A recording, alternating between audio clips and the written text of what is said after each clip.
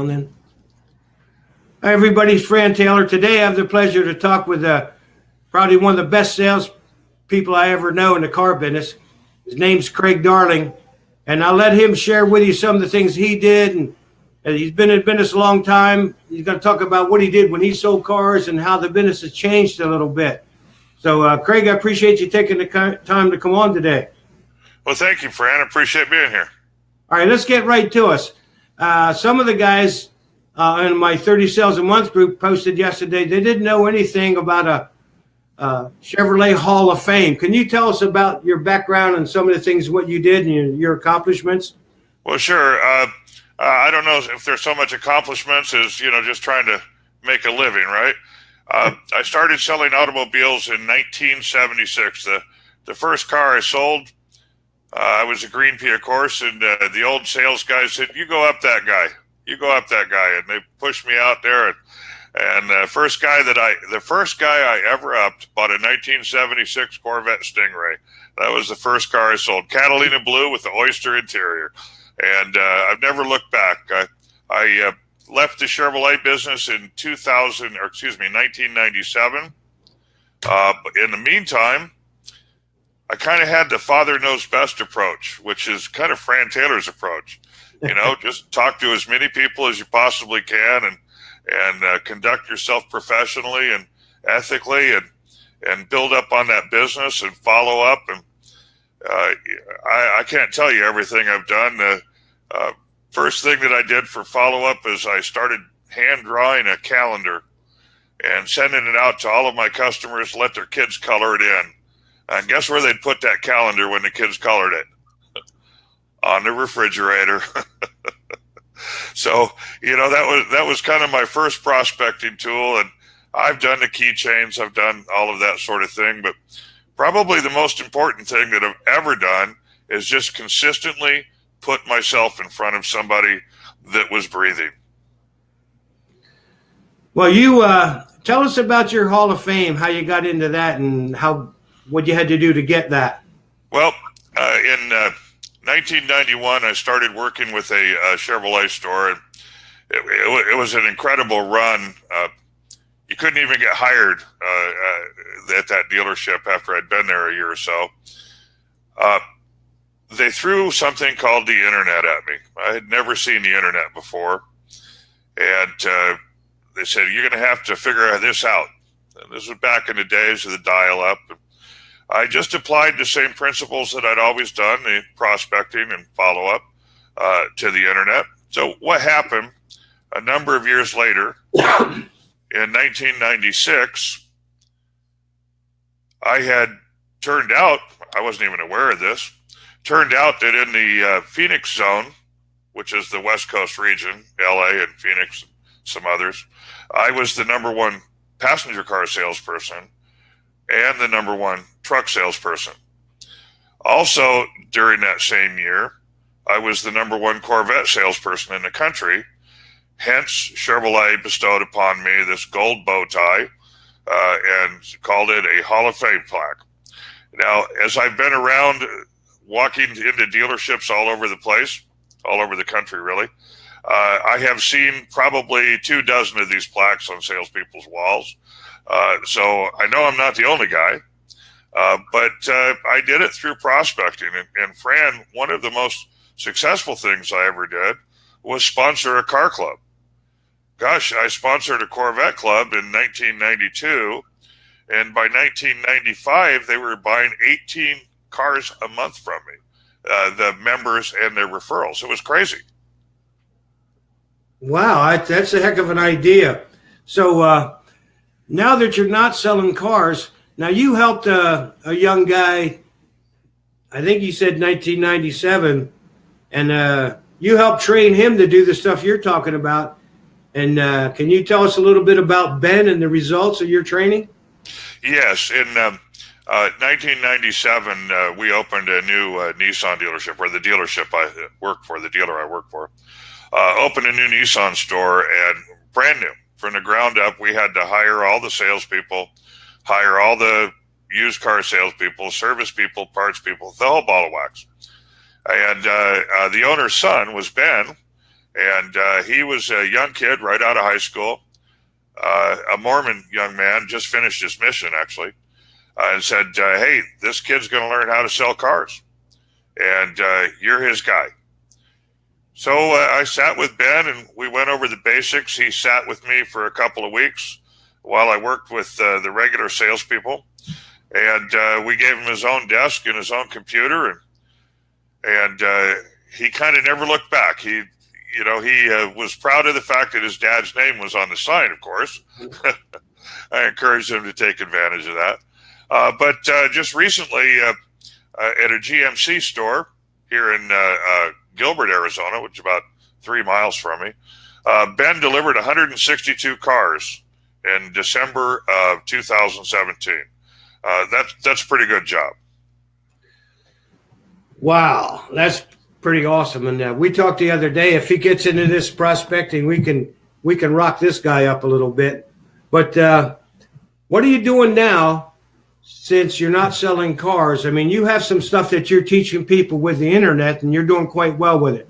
Take a second, tell us about what you do and how you're helping other people use the internet to get to those crazy numbers you're talking about.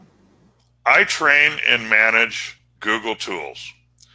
Google tools are the least expensive and most effective way for anyone to find customers on the internet today. It's simple. The tools are free. Everything from a Gmail account, which most of us are familiar with, to building landing pages that are optimized and indexed automatically by Google themselves. I simply teach people how to use these tools, or if you don't have the 15 or 20 minutes a day to manage them yourself, I manage them for you for a fee. That fee is generally around $3,600 a year. I also build websites. The last website that I built generated $35 million in revenue last year, and you might know them as Larry Miller. So there's a bit of work going on. That's pretty much what I do. I focus primarily on the car business, but I have lawyers and realtors in states in Arizona, California, even Canada, for crying out loud. And that's what I do now. Isn't the internet a great thing? I'll tell you what it is. Now, let me ask you this quick. How can somebody get a hold of you? I mean, what is it, your website, or tell us how they can get a hold of you if they want to learn more about what you do? Yeah, they can visit my website. It's darlingdigital.us, or probably easier, craig-darling.com. And, I'm pretty easy to find on Facebook or Twitter or any place like that. I'm not the most popular guy on the planet. Sometimes I'm even a little grouchy, but I do what I can to make things happen for anyone that I happen to be working with. Well, go ahead. I just want to say that, when I first met you here on social media, I was taken by the fact that you touted prospecting. I go into car dealerships all the time, and I see 5, 10, 20 guys, guys and gals staring out the window, waiting for somebody to pull in the car lot. And I could just never understand that colossal waste of time. So what you do is totally exciting to me, because you're actually bringing the ability to prospect into people's lives that their manager says, go sell a car, and didn't tell them a darn thing about how to do it. So to that end, when are you going to do a workshop out here in Phoenix, Fran?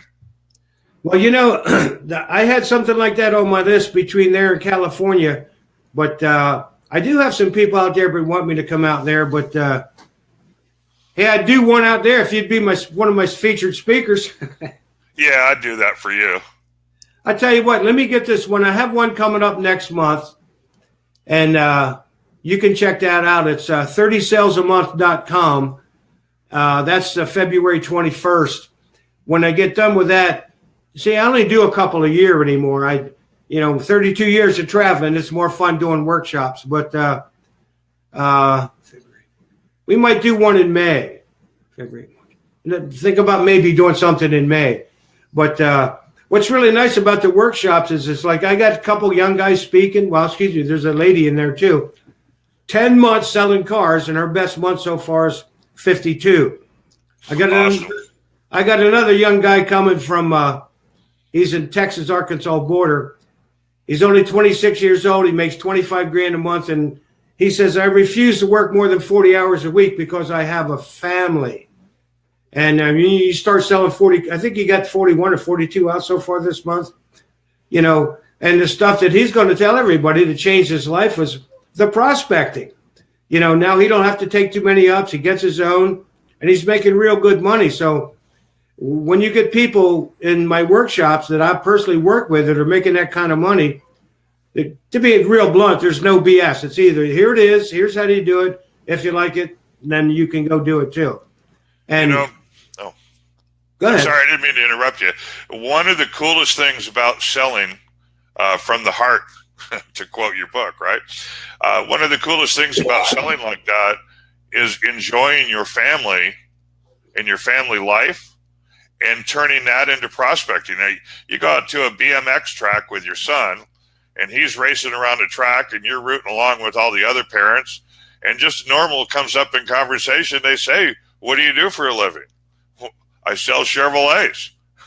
There's a prospect right there. See, that's exciting because he said to me the other day, Brandon, he goes, one of the things I taught him is, you know, if you're within a couple feet, I'm at least going to say hello to you. And what's really cool about success in auto sales, it doesn't care if you're black or white, tall, small, fat, skinny, it doesn't matter. You know, you just start talking to them. And like you said, you know, hey, I sell cars. Who do you know looking to buy a new or used car? He said that put him over the top, along with the goal setting, the prospecting. It's just not one thing, but if you're more open to go out to talk to people, man, that's all they want. If you can get them to like you when you're out in the public, man, they love you when you get to the store. And since you brought it up, I happen to have one. It's how to make $250,000 a year selling cars. You know, and that's not far-fetched either. Like some of the people we have there, we have people selling, making more than $250,000. But you know, if you don't get the right training, and that's what's sad. I can't tell you how many dealers I talked to in the last week, and they just don't do any training. And I give all the credit to like these guys coming in from other states. They're taking their own money and flying in. That's the person I want. I don't want a prisoner there that the dealer made you go, because you're not going to get that much out of it compared to somebody saying, look, it's just like Brandon. I'm sick and tired of being sick and tired. Or it's just like the guy from Maryland and drove to a workshop I had in, I think it was Miami. Now, when you get somebody to drive from Maryland to Miami, they're ready. Well, that guy, first month he sold 30. The second time he sold 40. And now he's going to make $300,000 a year, and he takes about a week a month off. You know, give me the people that want to make it, and let them talk to guys like you or the other people I have in our workshop, and then it's a decision. Either you want to do it or you don't. But to me, it was like taking candy from a baby. I wasn't afraid to invest in myself like you did. I bought the prospecting tools, and a lot of it was by luck, because one day I discovered the more tools I have, the more money I make. To me, it was a no-brainer. You get somebody else to try to say, hey, go invest $400 or $500. They go, oh man, that's a lot of money. I don't have it. Well, no kidding. That's why you don't have it. You know, where some of these guys, I got a guy called me from Missouri. He said, Fran, he said, I'm going to drive down. I'm sick and tired of seeing all these guys selling 40 plus cars a month. Well, I'll tell you what, that guy, if he comes down, you know he's serious. And the other thing we teach the night before, I talk in real estate a little bit. Because once you make abundance of money, it doesn't stop there. I learned that from the prospecting. The more prospecting tools I had, the more money I made. So what that taught me there is don't just do one thing. So I fool around with real estate. I got fool around with antiques. You know, you're making money on top of money. Somewhere along the line, it becomes fun rather than work. And after that, man, it's history. To me, it just, you know. I like buying racehorses. I like flying around hunting, fishing. I never had that. They always called me a big dreamer, but I had to meet guys like you or other people that showed me stuff I never heard before. Tell us, what would you do now, or what somebody brand new in the car business can do, what you did years ago, that what fits in right now that they can go start and make some money? Okay. Well, there's so many strip malls. You drive to work. How many strip malls do you pass? You pass 10, 20, 30 every day on your way to work or your way home. Stop in, walk into every store in that strip mall, hand them your card, tell them what you do. Ask them if they know anyone that's looking for a car. When you get through with all the strip malls on your way to work and your way back from work, all of them that you pass every single day, start over again. Okay? That's the easiest thing that you can do. And you would probably be surprised that you're going to get at least one lead your very first out. It just works that way. People don't want to come to a car lot. They like it when you say hello. Are some of them going to be put off because you walked in the front door? Sure. Who cares? What you want is the friendly ones anyway, right? So you just go to the next door and the next door and the next door. So, there's so much that could be done today.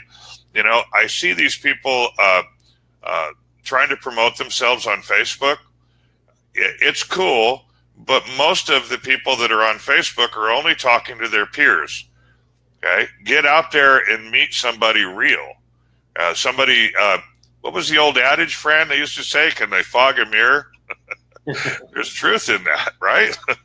So, that's the quickest way to make something happen, is just talk to people. If you go hang out at the dealership all day and stand there taking ups or looking for an up or smoking cigarettes or whatever you're doing off in the corner, you're just not spending your time efficiently. You need to be talking to people, even if it's picking up the phone and making 70 cold calls. Whatever it takes. I saw somebody the other day on your 30 sales a month site. They said, "What do I do when I'm in a slump?"